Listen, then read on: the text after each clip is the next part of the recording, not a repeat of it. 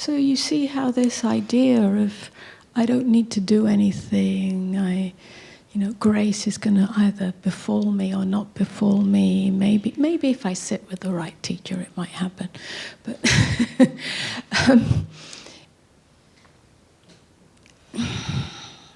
yeah, and then the opposite of I've got to do something. If I practice enough, if I meditate enough, if I read about it enough, then I'm going to get it, and then I found it. Neither of those perspectives are actually the truth of it.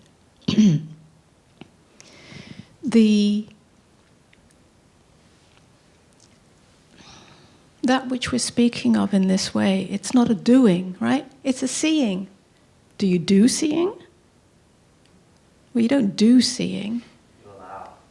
You allow seeing, but there's also a willingness, a deep willingness.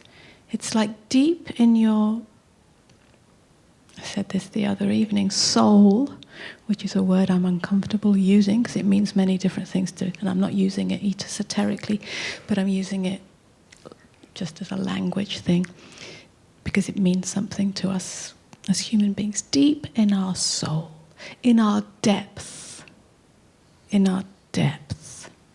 are we willing to see the mechanisms? Are we willing to see these layers of self-judgment? And are we willing to see the root cause of suffering in me? In other words, am I willing to end? Am I willing for suffering to end? I can't make it end, but am I willing for it to end? And this is a very personal question, a very intimate question that only you can ask yourself. Because even though we want freedom and we want peace and we want happiness, somehow the suffering gives me an identity. I've got used to it. Yeah? So am I really willing for this? It's a willingness. Yeah?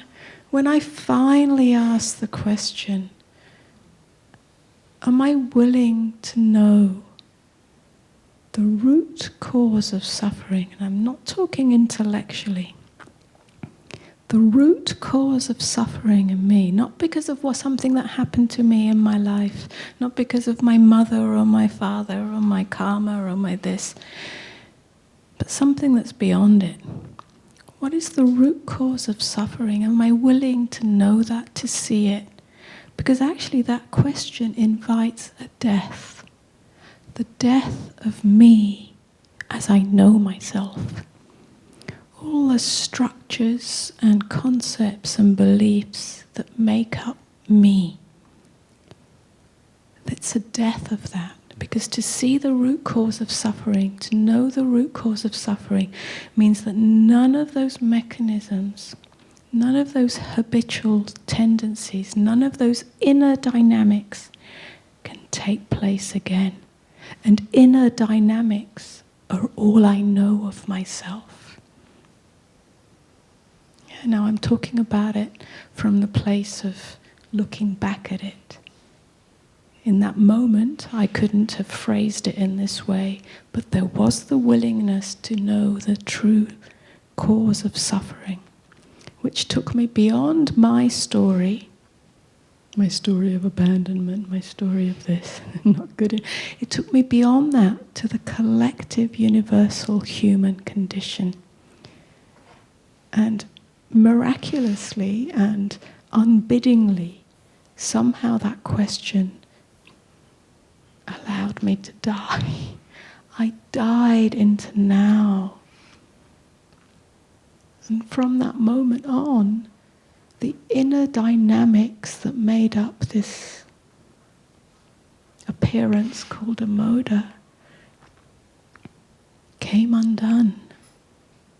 And I didn't know that until it was lived in everyday life.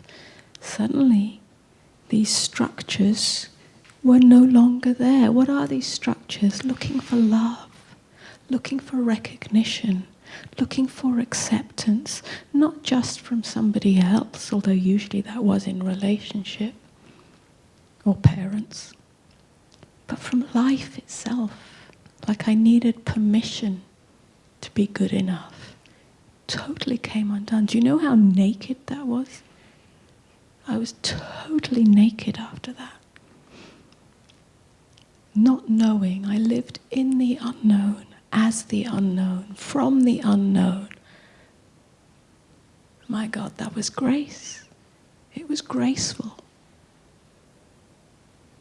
And then life unfolds within that. So now it's very ordinary, right? There's nothing